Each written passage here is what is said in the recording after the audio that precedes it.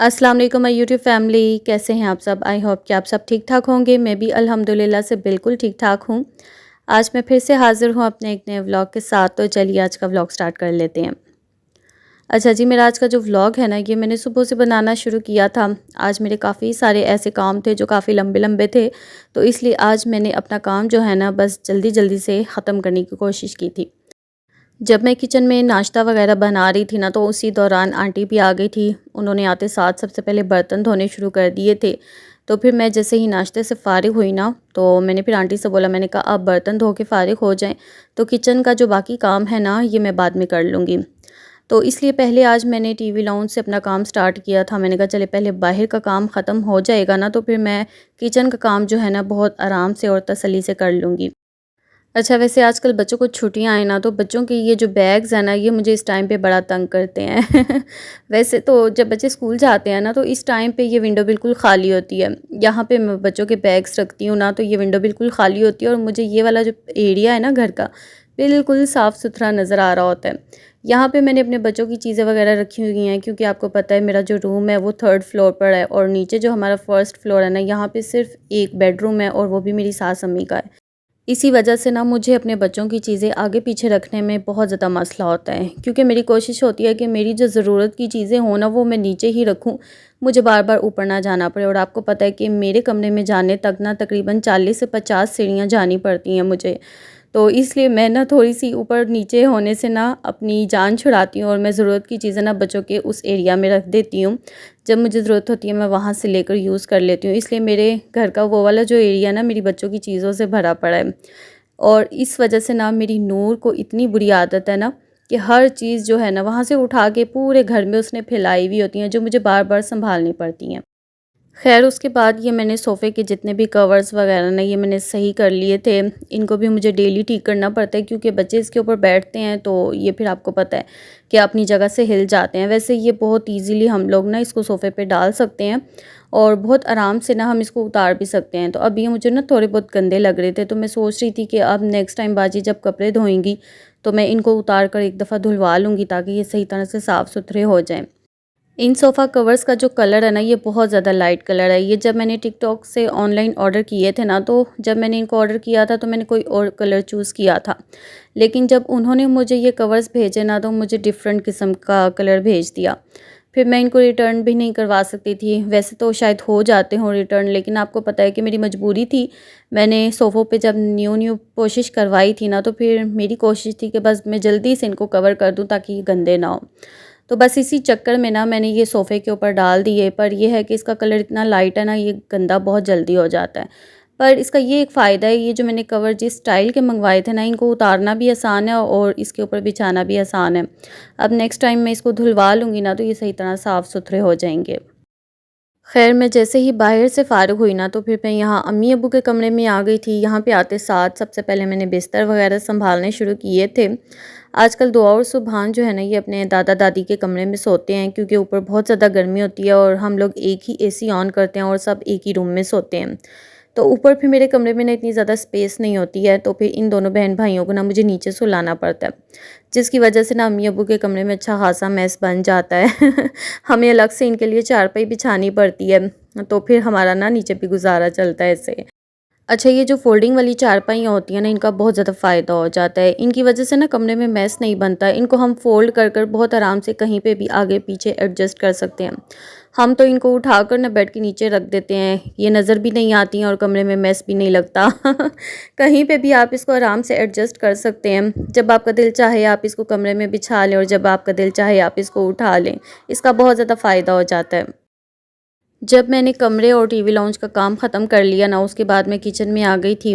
आज मैंने अपना इरादा बनाया हुआ था कि मैं ना अपने किचन की फ्रिज को साफ़ कर लूँगी। ये इतनी ज़्यादा कोई गंदी हो चुकी थी ना, एक तो बर्फ़ इसके अंदर बहुत ज़्यादा बन गई थी। आजकल आपको पता है बहुत ज़्यादा नमी वाला मौसम है और इस मौसम में फ्रिज में बहुत ज़्यादा बर्फ़ बन जाती है। तो आज मैंने अपना दिल बड़ा करके मैंने फ्रिज का काम खोल लिया।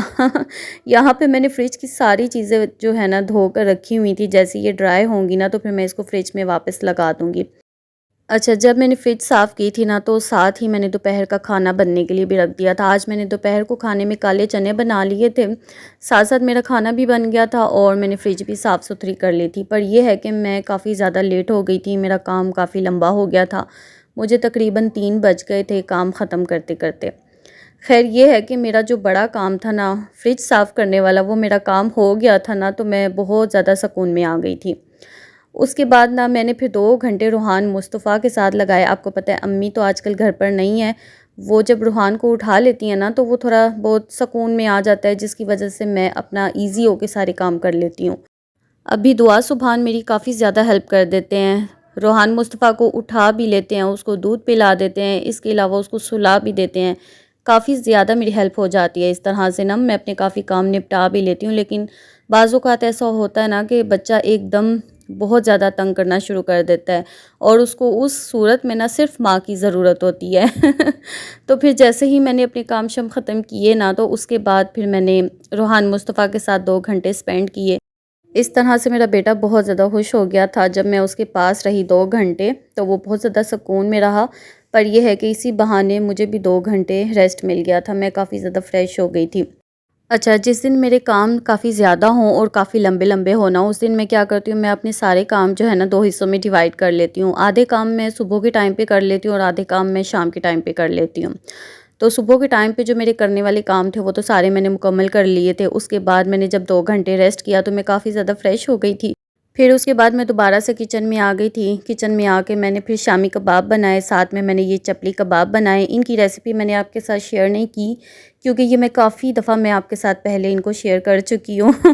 तो आज फिर मेरे काम लंबे-लंबे थे, तो फिर मैंने सोचा कि मैं बस इसका ना फ़ाइनल क्लिप आपके साथ शेयर कर दूँगी। फिर आपको पता है जब वीडियो बनाओ, तो अच्छा ख़ासा टाइम लगता है काम के दौरान ना। तो फिर आज फिर मैंने झटपट करने वाले काम किए थे। ख़ैर आज मेरा फ्रीज़र भी साफ़-सुथरा हुआ हुआ था, इसमें काफ़ी ज़्यादा स्पेस थी। बस इसी वजह से ना मैंने ये शामी कबाब और चपली कबाब बनाकर फ्रीज़ कर दिए हैं, ताकि इसमें मैं आराम से इन चीज़ों को रख कर ना स्टोर कर लूँ। फिर जब ये सख्त हो जाएँगे, तो फिर मैं इसको ज़िपर में डाल दूँगी।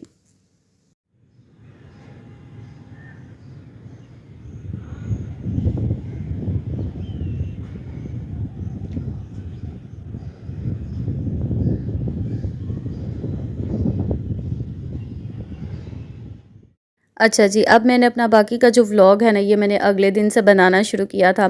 आपने देखा होगा कि हमारे यहाँ पे ना शाम का टाइम हो चुका है और आज भी मौसम काफ़ी ज़्यादा अच्छा था। हल्की-हल्की सी हवा चल रही थी, लेकिन मौसम काफ़ी साफ़ था और आज जो बादल थे ना, काफ़ी ज़्यादा नीचे आए हुए थे। तो आसमान बहुत ज़्यादा प्यारा लग रहा था, तो फिर मैंने सोचा कि इसका एक क्लिप रिकॉर्ड करती हूँ, आपके साथ भी शेयर करती हूँ। आज जब मैंने बादल देखे ना, तो मुझे बिल्कुल नारायण का गान जैसा सीन याद आ गया। वहाँ पे जाओ ना, तो वहाँ पे इस टाइप के बादल होते हैं, काफ़ी नज़दीक नज़दीक नज़र आ रहे होते हैं ना, तो बहुत प्यारा लगता है आसमान। अच्छा, वैसे हम लोग काफ़ी ज़्यादा लकी रहे हैं। हम लोग जिस मौसम में गए थे ना, तो वहाँ के हालात बहुत ज़्यादा अच्छे थे, लेकिन आजकल नारायण का गान के जो हालात चल रहे हैं ना, कसम से देख कर दिल बहुत ज़्यादा परेशान होता है। तो मैं आप लोगों को बल्कि कहना भी चाहूँगी कि जब मानसून का मौसम होता है ना, तो प्लीज़ आप इस मौसम में नॉर्दर्न एरिया वाली साइड पे मत जाया करें। एक तो वो पहाड़ी इलाका होता है, काफ़ी ख़तरनाक वहाँ के रास्ते हैं और जब ऐसा मौसम हो ना, तो वहाँ तो जाने वाला कोई हाल नहीं होता। तो अपनी ज़िंदगियों को प्लीज़ आप जान जोखिम में ना डाला करें। ऐसे मौसम में जाया करें जब वहाँ पर सेफ्टी भी हो और इसके अलावा जो है ना, आप लोग वहाँ पे एंजॉय भी कर सकें। नारायण कागान से थोड़ा-सा आगे करके बाबूसर टॉप आता है, वहाँ के हालात तो इतने ज़्यादा कोई ख़राब हो चुके हैं ना, वहाँ के रोड भी सारे ख़राब हो चुके हैं और उधर हादसात की वजह से ना, सैलाब की वजह से काफ़ी लोगों की जानें भी गई हैं। तो प्लीज़ आप लोग ना कोशिश किया करें कि मानसून के मौसम में मत जाया करें। उससे पहले-पहले अगर आप लोग होकर आना चाहें, तो आप लोग हो आएँ, लेकिन बारिश के मौसम में कभी भी मत जाएँ।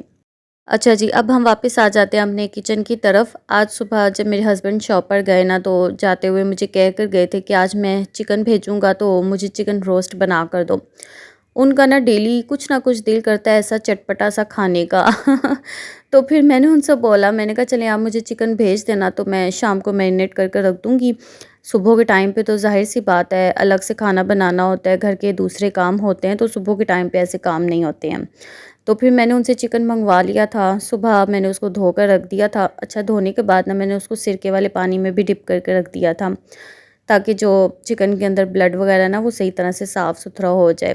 फिर मैं उसके बाद हमेशा चिकन की मैरिनेशन करती हूँ। तो अभी हमारे यहाँ पे शाम का टाइम था, मैंने कहा चलो अभी मैं इसकी मैरिनेशन कर कर रख देती हूँ, क्योंकि आज तो मैंने इसको बनाना नहीं था, मैंने इसको अगले दिन बनाना है।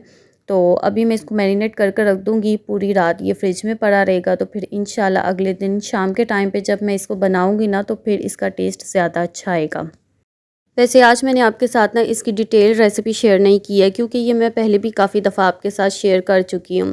वैसे आपने देख भी लिया होगा कि मैंने दही के अंदर जो जो मसाले डाले हैं, जो सही मास्टर शेफ़ होते हैं ना उनको देखकर ही पता चल जाता है कि ये कौन से मसाले हमने इसमें ऐड किए हैं। इसलिए मुझे ना बोल कर बताने की ज़रूरत नहीं पड़ेगी। जो लोग कुकिंग में एक्सपर्ट हैं ना तो उनको तो देख कर ही पता चल गया होगा।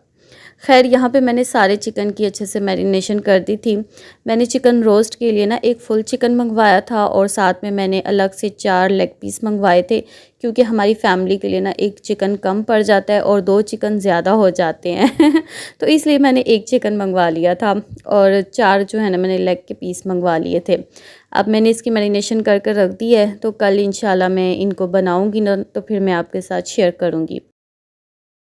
अच्छा जी, कल मैंने ये जो चपली कबाब और शामी कबाब बनाकर फ्रीज़ किए थे ना, तो ये आप देखें ये फ्रीज़ होकर ना सही पत्थर की तरह सख्त हो गए हैं। अभी मैं सोच रही थी कि मैं इनको ट्रे में से निकाल कर ना एक ज़िपर में डालकर इनको फिर फ्रीज़र में रखती हूँ। इस तरह से फ्रीज़र में ज़्यादा जगह भी नहीं घेरेंगे और मैं आराम से इनको फ्रीज़र में रख कर स्टोर कर दूँगी। अगर मैं ट्रे समेत इसको फ्रीज़र में रखती हूँ ना, तो फिर फ्रीज़र में इतनी जगह नहीं बनती है कि हम फ्रीज़र में कोई और चीज़ रख सकें। तो ये जब सही तरह से सख्त हो जाते हैं ना तो ये फिर एक दूसरे के साथ चिपकते नहीं हैं। आप चाहे इसको किसी शॉपिंग बैग में डाल कर रखें या ज़िपर में डाल कर रखें, ये कबाब कभी भी ख़राब नहीं होते हैं और काफ़ी टाइम के लिए ना हम इसको बहुत आसानी से स्टोर कर सकते हैं। अच्छा, कल जब मैंने ये चपली कबाब बनाए थे ना तो सबका देखकर फिर इतना ज़्यादा दिल ललचाया कि हमें अभी फ्राई कर कर दो। तो आधे जो चपली कबाब थे ना मैंने कल ही सबको फ्राई कर कर खिला दिए थे और ये जो शामी कबाब है ये भी मैंने काफ़ी सारे बनाए थे। आज दोपहर में बच्चे कहने लगे कि मामा हमें शामी कबाब बना दें, साथ में हमें चटनी बना दें, हम शामी कबाब के साथ खाना खाएंगे। फिर मैंने दोपहर में बच्चों को शामी कबाब फ्राई कर कर दे दिए। कुछ शामी कबाब मेरे दोपहर में यूज़ हो गए थे और जो बच गए हैं ना वो मैंने अभी ज़िपर में डाल के रख दिए हैं। अच्छा, इस दफ़ा जब मैंने शामी कबाब बनाया ना तो इस दफ़ा मैंने इसके अंदर बीफ का कीमा नहीं यूज़ किया ना, मैंने बीफ के कीमे की जगह ना बीफ का गोश्त मैंने ऐड किया इसके अंदर, जिसकी वजह से मेरे बीफ के शामी कबाब बहुत ज़्यादा मज़े के बने हैं। क्योंकि इस दफ़ा ना इसके अंदर बीफ के रेशे रेशे से आ रहे थे और फिर मैंने इसको हावन दस्ते में पीसा है। मैंने इसको इस दफ़ा चॉपर में नहीं पीसा। इस तरीके से जब मैंने शामी कबाब बनाया ना तो बहुत ज़्यादा मज़े के मेरे शामी कबाब बने हैं। अच्छा, कल जब मैंने सबके लिए चपली कबाब फ्राई किए थे ना तो मेरे हिस्से में एक भी नहीं था आया। फिर मैं इतनी ज़्यादा थक चुकी थी ना, मेरा दिल नहीं था किया कि मैं दोबारा से चूल्हा ऑन करूँ और अपने लिए चपली कबाब फ्राई करूँ। तो अभी मेरा ना दिल किया कि मैं अपने लिए एक कबाब बनाती हूँ और जब मैंने कबाब फ्राई करने के लिए रखा फिर 1-2 उम्मीदवार और भी जाग गए कि हमें भी कबाब बना कर दो। तो अब यहाँ पे मैं चपली कबाब फ्राई कर रही थी, तो ये आप इसकी लुक देखें कितनी अच्छी आई है और टेस्ट वाइज भी ये बहुत ज़्यादा मज़े के बने थे। आज का व्लॉग मैं अब यहीं पे एंड करूँगी। आज का व्लॉग आपको कैसा लगा आपने मुझे कमेंट कर कर ज़रूर बताना है और जो लोग मेरे चैनल पर न्यू आए हैं मेरे चैनल को सब्सक्राइब कर लें ताकि मेरे नेक्स्ट आने वाले व्लॉग्स आप लोग मिस ना कर सकें। अब आप मुझे इजाज़त दीजिए, अपना और अपने प्यारों का बहुत सारा ख्याल रखिए और मुझे अपनी दुआओं में याद रखिए। फिर से मिलेंगे। अल्लाह हाफ़िज़।